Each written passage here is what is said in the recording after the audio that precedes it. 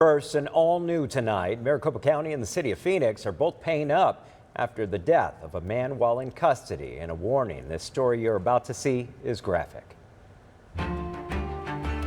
You're witnessing the final minutes of a man's life. He was in the throes of a mental health crisis, and after piling on top of him, officers just left him dying in a jail cell. It's as bad as it looks. That's why Maricopa County and Phoenix PD just paid a combined $4.8 million to settle the case. I'm ABC 15 Chief Investigator Dave Biskobing, and I'm going to repeat that number, $4.8 million. Now guess the number of officers who were disciplined. 0, not one. How does that happen? Well, we got the internal investigations, and in this story, we're going to show you how they cleared everyone involved. These are officers from the Maricopa County Sheriff's Office and Phoenix Police. They're taking Akeem Terrell into a holding cell. Without warning, they pulled out his legs and piled on top of him. Why? To change his handcuffs from police cuffs to jail cuffs. Then, after 3 minutes on top of him, they backed out and shut the door. Another 5 minutes would pass before officers raised the alarm and got him medical help. He was pronounced dead at the hospital.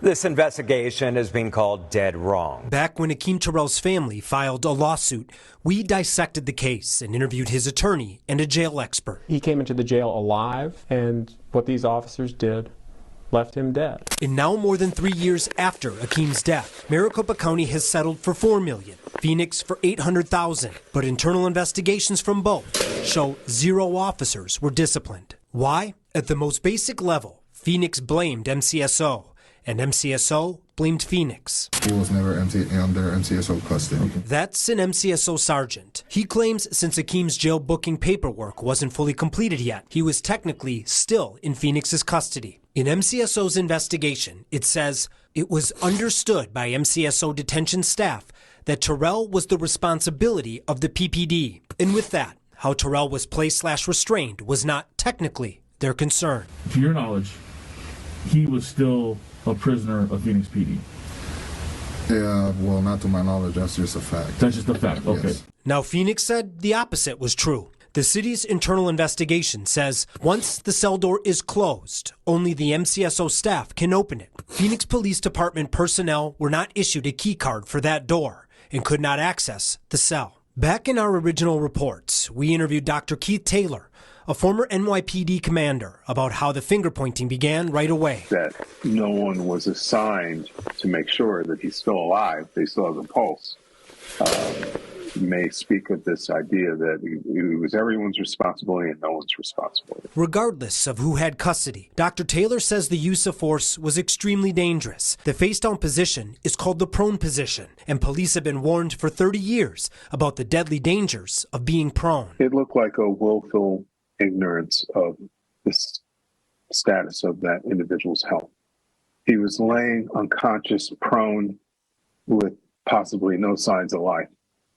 And they just walked out as if it was a normal interaction. Here's what MCSO's investigation says about their use of force. While MCSO's policy stated that employees shall avoid placing subjects on their stomachs for an extended period of time, the policy did not disallow the placement. It also says the video footage associated with this incident does not look good. However, the force that was used during the incident by all parties involved was not typical force that would lead to death. It's hard to argue that they did not leave him to die. Phoenix's internal investigation does not address whether the use of force was justified or not, and it doesn't list any specific allegations that were investigated. Internal investigators also didn't get or watch this surveillance video, but they wrote that during interviews, officers told them Akeem was guided and escorted to the ground, and that they did not use any physical force. In the end, Phoenix decided their officers' actions were all in policy, and Chief Michael Sullivan signed off. I think it's important to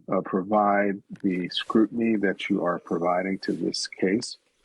It may be a tip of the iceberg. Now, it took both departments about 3 years to finish their internal investigations.